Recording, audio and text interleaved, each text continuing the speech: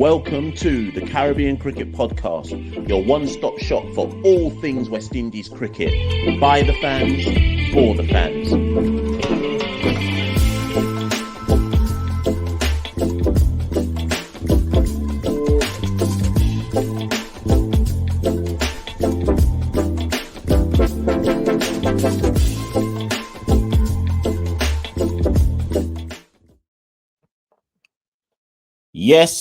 Yes, ladies and gentlemen, welcome back to another edition, another episode of the Caribbean Cricket Podcast. I'm one half the Caribbean Cricket Podcast, Machel St. Patrick Hewitt.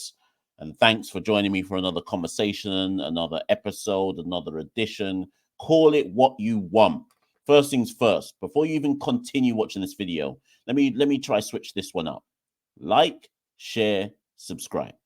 Do that, because nobody produces West Indies content better than the Caribbean Cricket Podcast.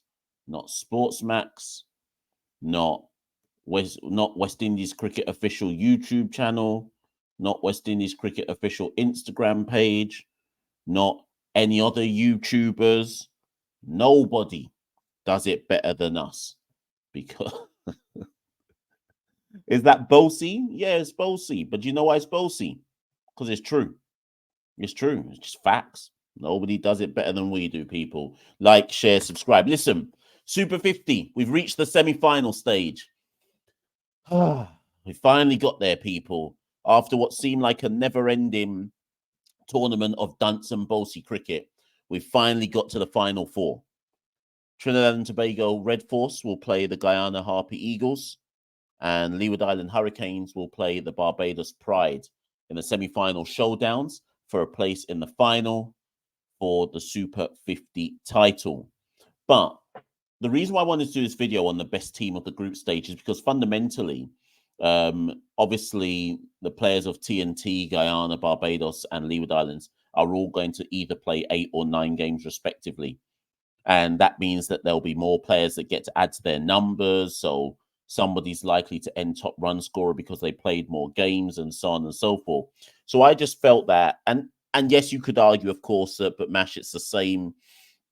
It's the same in the group stages because a lot of the games are washed out and so on and so forth. But I just thought it was a better time at the end of the group stage where most people played 7, 6 games, whatever it might be, to just kind of say, right, this is the team of the tournament. So the semi-finals notwithstanding, the finals notwithstanding, this is who I determined to be the team of Super 50 2023.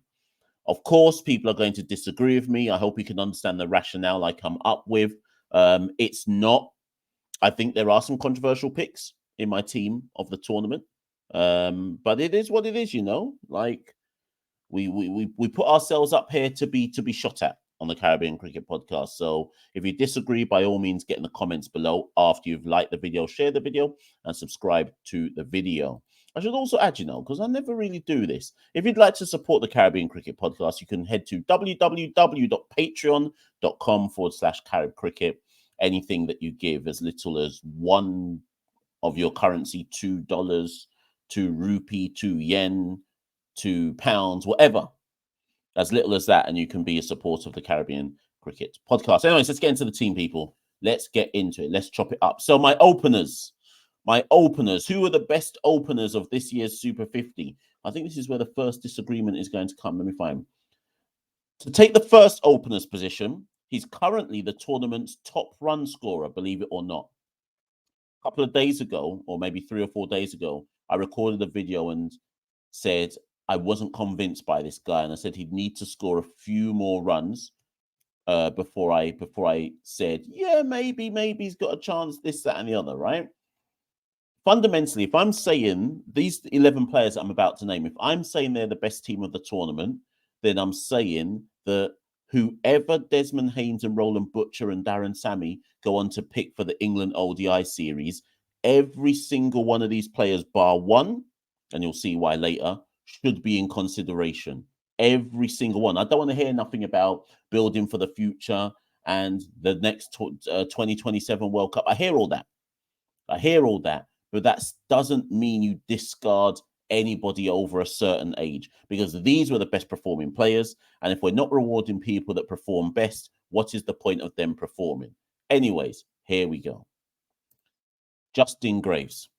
So Justin Graves takes my number one opener's position, 328 runs in the tournament at an average of 109. 100 and 250s. There are only two players in the tournament. Sorry, there are only two players in the tournament that have 100 and 250s, which is the best return from any players in the tournament. The other players have like maybe 150, or they've got 100 and 150, or maybe they've got 250s. Only two players have 100 and 250s, and Justin Graves is one of them. Graves only really came into his own in this tournament when he started to open for the Leeward Island Hurricanes. 5 innings in total in the tournament, 2 not outs. The strike rate is an issue for me. Strike rate of 85 isn't good enough for somebody who harbors ambitions of playing for the West Indies. But at the same time, he's the top run scorer, and we have to respect that, right? And in an ODI team, historically, that loses wickets in a lot of clumps, how dare I turn around and say, well, boy, it's a problem that he's only going at a strike rate of 85 as an opener. Obviously, you want people to maximize the power play and so on and so forth. But as long as your other opener is doing that, there's something to be said for the other guy just kind of rotating strikes and hitting the occasional 4 every now and again. Remember that Justin Graves has previously opened for the West Indies on that Island series at home. I think it was back in 2021, and he was horrible when he played in that international series. He's looked far more assured in this year's Super 50. Does that mean he should get in the West Indies ODI squad? What? Why not? Are we saying that King and Mayers are a lock? I don't know. But I do know that Justin Graves has the first opener slot in my team of the tournament. Alongside him, this is a controversial one, Kyle Mayers. Yep, Kyle Mayers. Some of you will be saying, what about this player? What about that player? And so on and so forth. But I've got Kyle Mayers. And let me tell you why I've got Kyle Mayers. Kyle Mayers has only batted 4 innings in this tournament, 1 not out in those 4 innings. But Kyle Mayers has done what you're supposed to do when you're an international player returning to the domestic fold. You're supposed to beat up on everybody. You're supposed to treat the bowling like it's dunce bowling and show people at the domestic level that there are levels between you at international level and them at domestic level. There are other names to potentially call, but Kyle Mayers, I think I did a video on it. It's got about 20k views, to be fair. I did a video on it about a month ago, maybe a month and a half ago, and I said, is Kyle Mayers due a drop? And that was about T20 cricket, right? I didn't even talk about ODI cricket. Some of you watching will say, Mash, Kyle Mayers is due a drop in all formats of cricket. Okay, cool. But the point is, if you are under scrutiny in international cricket, and you come back to domestic cricket and prove that you're a touch above the rest, I don't think necessarily that you can be dropped. You could argue that's a Devon Smith argument. I hear that as well. But the point is, Kyle Mayers, 184 runs at an average of 61, strike rate of 136, 100 and 150, top score of 107 not out. Now, before people get at me, because I've got 3 names that I think people will call instead of Kyle Mayers. One is Kadeem Lane, who had 6 innings at bat, 1 not out, 225 runs. So I know some of you will be like, oh, Mash, Kadeem Lane scored more runs than Kyle Mayers. Yeah, but Kyle Mayers only batted 4 times. Kadeem batted 6 times. And Kadeem scored, 16, 10, 41 more runs than Kyle Mayers, despite 2 extra innings, right? So Kadeem Lane, 225 runs at 45 apiece, strike rate 126, no hundreds, 250s, top score of 68. That's not better than Kyle Mayers. Extrapolate that. It's not better than Kyle Mayers. He looked destructive in moments, but he's not better than Kyle Mayers. Also, Alec Athanase. So I think some of you will call Alec Athanase. 276 runs at 46, strike rate of 97, no hundreds, 250s, top score of 75. Alec got starts in every, how many innings did he bat? 6 innings. Alec got starts in every innings he batted, and then he threw it away. Now, I'm willing to accept that having scored 90 plus more runs Is it 90? Approximately 90 more runs than Carl Mayers with the benefit of 2 extra innings. That I could see why people say, nah, Alec Athanaze gets in the team of the tournament. But I don't know if I'm as convinced. I'm not as convinced by the argument. Yes, he was the third top run scorer in the tournament at the end of the group stage. But did he really have a good tournament? He had 276 runs at an average of 46, strike rate of 97. Don't get me wrong, he was okay. But I don't know. Ask Alec Athanaze. I reckon if you asked Alec Athanaze, he would say he was a tad disappointed with his showing in the tournament. Too many starts, too many given away. And I just think Carl Mayers showed that he has the ability to be far more explosive than your average West Indian opener. Assuming that in the construction of an ODI side, you want someone who can not just rotate strike and can maximize the power play. Do you believe Kadeem Lane can maximize the power play better than Carl Mayers? Do you believe that Alec Athanaze can maximize the power play better than Carl Mayers? There was another name I could have put in there, Johan Jeremiah. But I in the end, I left Johan Jeremiah out as a kind of special and as an additional kind of could have been there. I put Elaine and Athanaze as the top 2 could have been there. But my point is, do you think they showed a greater level of destructive ability than Carl Mayers? I don't think they did. And that's why if I'm gonna have Justin Graves as one of the openers, my other opener has to be a destructive opener in the construction of this best 11 team. And it's Carl Mayers for me. Get at me in the comments below if you disagree. Number 3, the oft talked about, the oft maligned, the oft over discussed Darren Bravo.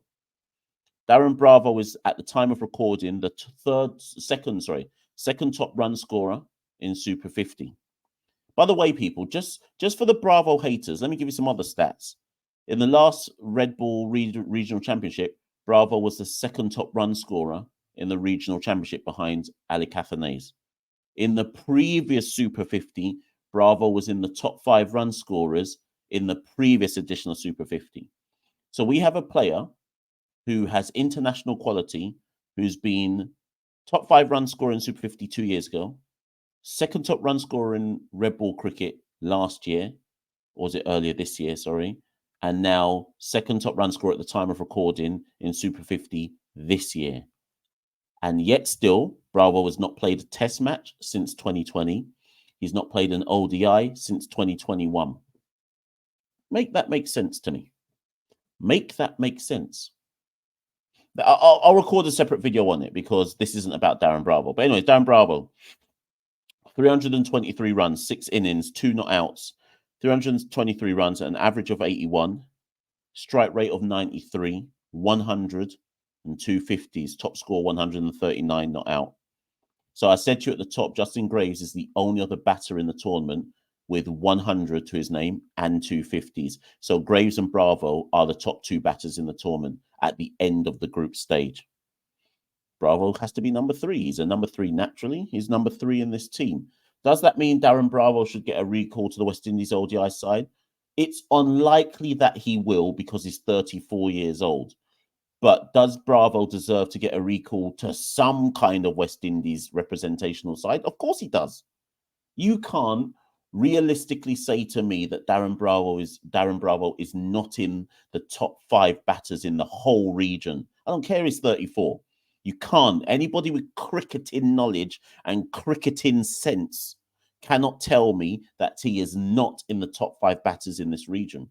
So Bravo turns 35 next month. So what's that? 2024. He turns 25. He turns 35 basically at the beginning of 2024, maybe the end of 2023, right? So he would be 36, 2025, 37, 26. So by the time an ODI World Cup comes around, Bravo would be 37 or 38. Realistically, is he going to be somebody who you would expect to play in an ODI World Cup if we got there at the age of 37 or 38? No. So I understand if between now, but if Darren Sammy and the selectors are like, well, boy, Bravo showed his quality, but we're not picking him because he's not going to be part of the cycle going through to the 2027 World Cup. However, if you believe it's important for the next cycle of the West Indies team to have at least one or two experienced faces to help them along the way, then recall Darren Bravo. Anyways, number 4, Teddy Bishop. Teddy Bishop, 6 innings, 2 not outs, 243 runs at 61, strike rate of 99, 0 hundreds, 250s, top score of 95, not out. I mean, I have my doubts about Teddy Bishop in so much as I think some of his innings were streaky. But at the end of the day, you've got to be in it to win it, right? And given that Teddy Bishop is only 20 years old, I feel that I have to reward the youth and take heed of the fact that this tournament is about identifying the next generation of West Indies cricketers who we should be trying to invest in. And Teddy Bishop falls into that bracket.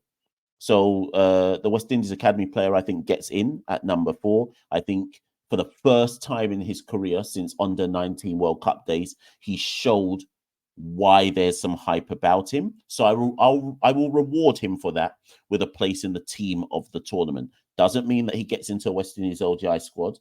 I would more than likely take him on the A tour to South Africa. If not the A tour for South Africa, he should obviously play in the West Indies Academy bilateral series against the island emerging players and so on and so forth. But he's clearly one for the future. Number 5, Shane Dowrich, and the wicketkeeper, obviously. Shane Dowrich, 5 innings, 2 not outs, 234 runs at an average of 78, strike rate of 92, 100, 150, top score of 102 not out. I think Dowrich led CCC well, and he's to be commended for that. From the games that I saw, I thought he was tidy behind the stumps. And most importantly of all, Dowrich showed me in this additional Super 50 that he can be the nudger and the nerdler in the middle of an innings who goes at close to a strike rate of 100. Do West Indies need players that can go at better than a strike rate of 100? Yeah, more than likely. But every ODI side needs a middle overs nudger and nerdler who just keeps the scoreboard ticking over. And I saw enough from Dowrich in this additional Super 50 to suggest that he deserves to be in the team of the tournament for being one of the few players in the middle order that did it relatively regularly in the context of Super 50. Not regularly in the context of just being a regular performing cricketer, but this is the West Indies we're talking about. We rarely get that from anybody. So in the context of Super 50, Dowrich showed he had the middle overs capacity to nudge, nerdle, and keep the scoreboard ticking over with the occasional 4. So Dowrich gets in at number 5. In at number 6, Sherfane Rutherford, my lower order finisher. Rutherford comes in at number 6, 7 innings, 2 not outs, 248 runs at an average of 50, strike rate of 114, 100, 150, top score 105, not out. Rutherford gets in at number 6 because I wanted my number 6 to have some level of all-round capabilities. By no means am I suggesting that Sherfane Rutherford is a top quality all-rounder. No, not at all. But he can give me something. He can give me a few overs from time to time. But that's not why he's in the team. He's in the team because your top 6 needs to have an opener who can bash the ball, which is why I had Carl Mayers in my team of the tournament. And you've got to have a potential finisher who can ramp up, you've got to have a potential finisher at number 6, but also somebody who can ramp up the strike rate when needed. And nobody in the tournament other than Rutherford, for me, has shown that capability to be able to just ramp it up when needed. When the team is either up against it or the team needs to put some impetus into their innings, no one did it better than Rutherford in this tournament. So I've got him at number 6. In at number 7,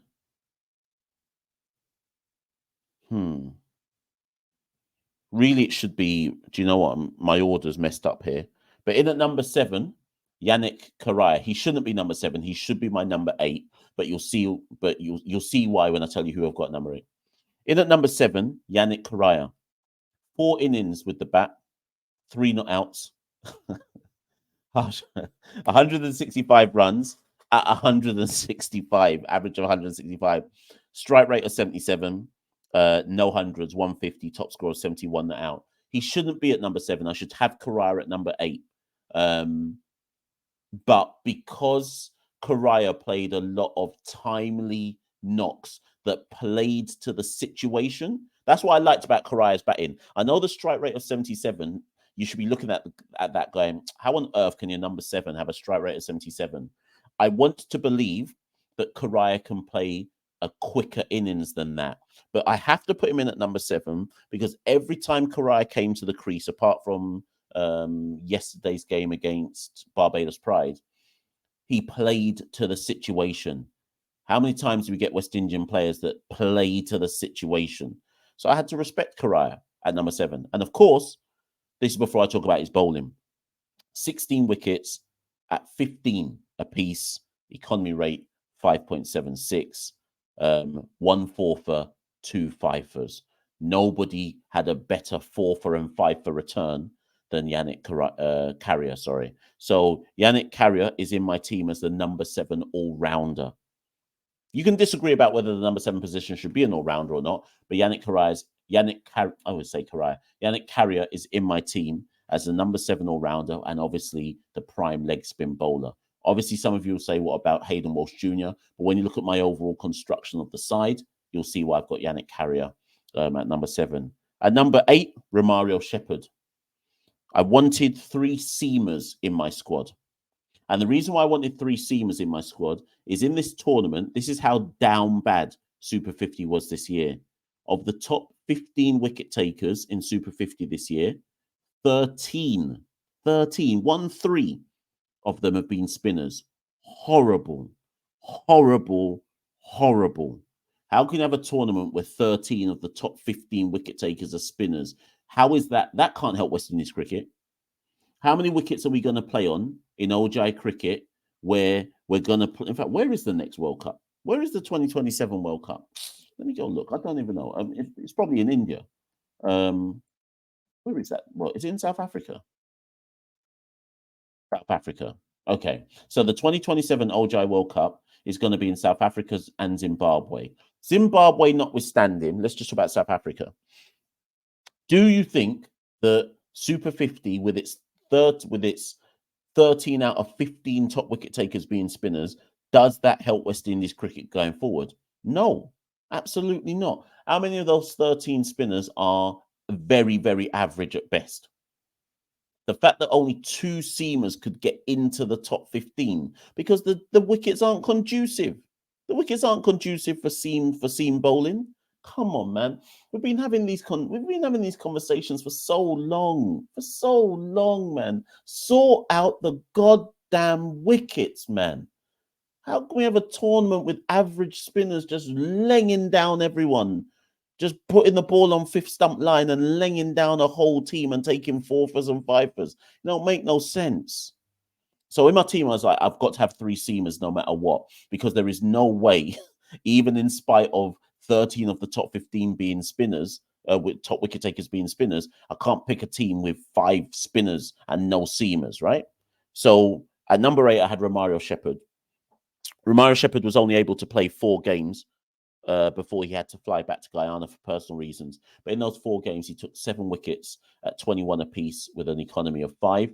That goes off the back of the good form that Romario Shepherd has been showing in the mid to latter half of 2023. So I rewarded him for that. Didn't really have anything to say about him with the bat, but we done know already what Romario Shepherd can do with the bat. Probably in the proper makeup of this team. Sorry, I didn't even put Carrier's name on. Probably in the makeup of this team, Shepherd would probably bat above Yannick Carrier, but whatever. It is what it is. Number 9, team of the tournament, Sunil Narayan. Sunil Narayan, 16 wickets at 10.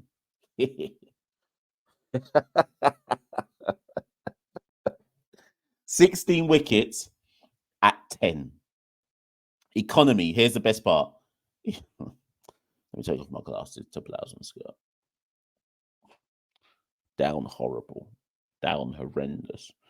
Down cataclysmic. Oh, boy. Sunil Narayan, 16 wickets at 10. Economy, 2.88. Did you hear what I said? Economy, 2.88. Down horrible.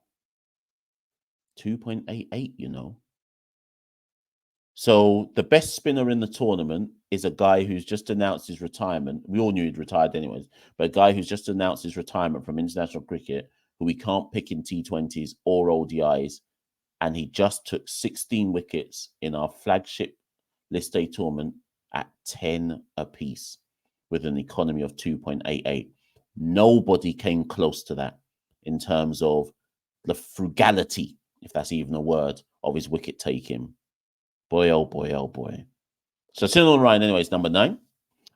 In at number 10, the last two. So my two spinners in the team are Yannick Carrier with leg spin, and then Sunil Narayan with mystery spin, off spin, whatever you want to call Sunil Narayan. So I did not have another spinner in my team. I wanted 2 spinners, 3 seamers, because that's generally speaking what you would do in most ODIs. Give or take playing in West Indies, where you'd have 5 spinners, because you're destroying everybody with 5 spinners, right? So just for argument's sake, I had 2 seamers to fill out the rest of the squad. In at number 10, Naeem Young from West Indies Academy captain. I thought he bowled really well throughout the tournament. 12 wickets at 18 apiece economy. The economy was high, though, to be fair to Naeem, 6.45. But Naeem was the top wicket-taking seam bowler in the tournament, and is to be rewarded for that. The bigger question I've got about Naeem Young, when are Barbados Pride going to give Naeem Young some cricket? Because Naeem Young's been with the academy. Like, don't get me wrong, stay with the academy, because that's probably better for his cricketing education. But at what point do Barbados Pride turn to Naeem Young and say, you should be getting some opportunities for your actual nation, right? How old's Naeem Young? Is he 23? I swear he's about to turn 24 soon. Naeem Young is 23 years old. Oh, he just turned 23, to be fair, right? I don't know. He should have had more opportunities for Barbados by now. If you look at Naeem Young's bowling career, he's played 2 first-class matches, 6 wickets, 11 list day matches, of which, 6 or 5 of them were in this tournament, 16 wickets in 11 list day matches at 24 apiece. Barely plays for Barbados. Barely plays for them. It's crazy. He also was quite good with the bat, to be fair, Naeem Young. In his, let me find his batting stats again. So in this tournament, he got a 24, 25 not out, 67 not out, 13 and 42. And I've got him at number 10. But he was, more importantly, he was the top seam bowler in the tournament in terms of wickets taken. And then lastly, he's been an excellent captain for me for the Leeward Island Hurricanes. In at number 11, Alzari Joseph. I said Naeem Young's been the best bowler in the tournament. Yes, in so much as wickets. If we're talking about menacing bowling, Alzari Joseph by a long, long way in terms of seam bowlers. 10 wickets at 20, economy 4.38. I think Alzari Joseph has bowled some devastating spells and probably should have more wickets to his name. But Alzari, as he rightly should do, given he's a West Indies international player, gets in as well. So just recapping that team from the top. Justin Gray's number 1, Carl Mayer's number 2, Darren Bravo number 3, Teddy Bishop number 4, Shane Dowrich number 5, Shafane Rutherford number 6. Let me change up the order. Romario Shepherd number 7, Yannick Carrier number 8, Sunil Narayan number 9, Naeem Young number 10. He should probably bat above Sunil Narayan, and Alzari Joseph number 11. Special shout out for 2 more players who could have got in the middle order. So Roston Chase had a shout for getting in the middle order as an off spinner. The only reason I didn't put him in is because Chase is an all-rounder in the context of this side. Could he replace Shafane Rutherford? No. Could he replace Yannick Carrier? No. And I didn't want another spinner. So, but special mention to Roston Chase. I should actually, sorry people, I don't even have my stats up for Chase. I just know that based on my analysis, he had a good tournament. But let me just call Roston Chase's numbers. Roston Chase, 4th highest wicket taker in the tournament, 16 wickets at 18 apiece, economy 4.53. And this is why Roston Chase never gets dropped. Because again, he's done what Carl Mayers has done. Come back to the domestic level and beat up all of the cricketers and say, I'm better than all of you lot. Roston Chase is equal first, to be fair. Sunil Narayan, Hayden Walsh, Yannick Carrier, and Roston Chase all have 16 wickets. So arguably, Roston Chase has proved yet again that he's the premier, eligible, selectable off-spinner in the region. We're down in terms of limited overs cricket. We're down dirty. Okay, so that's Roston Chase with the ball, and then with the bat, where's Chase? He hasn't been stellar with the bat, but he's done something. No, he's been rubbish, to be fair. 131 runs at 26 apiece, but that's probably in keeping with his kind of average with the bat. So that's why Roston Chase didn't get in, but I wanted to recognise his off-spin bowling. And of course, Hayden Walsh Jr., I think, deserves a special mention. He's been back to his best in this tournament. Obviously, we know that West Indian batters can't bat anything. That's mildly menacing. Hayden Walsh Jr., he's out-bowled. To be fair, he's probably out-bowled Yannick Carrier. But Yannick Carrier has, I think, Yannick Carrier's got a couple of fifers, and that, for me, trumps Hayden Walsh. Hayden Walsh, 16 wickets at 14. So Yannick Carrier had 16 at 15. Hayden Walsh has 16 at 14. And Hayden's economy's been better, 4.98 or fives, whereas Yannick's has been 5.76. I just thought Yannick picked him because Yannick has a 2 fifers, which to me are match-winning contributions, whereas Hayden has a 4 and a 5. So I just thought that Yannick picked him, but I had to do special mention for Hayden Walsh Jr. because he's also shown up with the bat as well, much like Yannick Carrier. So there are some players who I know I've missed out, but by giving them special mentions, I'm letting you know, yeah, they could have been in the conversation. But people, that's me done. That's my team of the tournament. The semi-finals and final notwithstanding, I just thought, let's do the team of the group stages. That's my team of the group stage. Get in the comments below. Do you think anybody that I've selected, Graves, Mayers, Bravo, Bishop, Dowrich, Rutherford, Carrier, obviously he's already in the team. Forget Narayan because he won't be picked. He's retired, sorry. Shepherd, Young, Joseph. Take out Joseph, take out Shepherd, take out Carrier. They're already in the West Indies ODI side, or there or thereabouts. You could even argue that for Mayers. So of the rest, how many of them in my team of the tournament do you think get into a West Indies team going forward? And should there be somebody who I didn't put in my team who should have been in the team who you also think should therefore be in the West Indies ODI side? Listen, let me wrap this one up, people. I've been Machel St. Patrick here at one half the Caribbean Cricket Podcast. Like, share, subscribe. If you can, spare some pennies, go and become a patron. www.patreon.com. It's at the bottom, /Carib Cricket. Stay locked in for more Caribbean Cricket Podcast content. Peace. We rule the cricket world. Now the rules seem coming. Welcome to the Caribbean Cricket Podcast, your one-stop shop for all things West Indies cricket. By the fans, for the fans.